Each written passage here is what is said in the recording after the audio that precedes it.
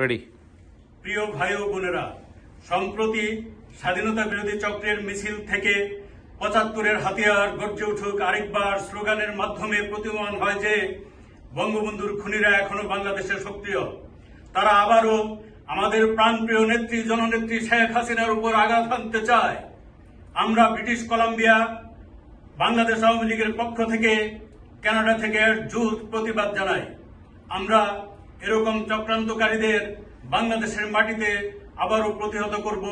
Joy Bangla, Joy Bangabandhu, Joy Sheikh Hasina.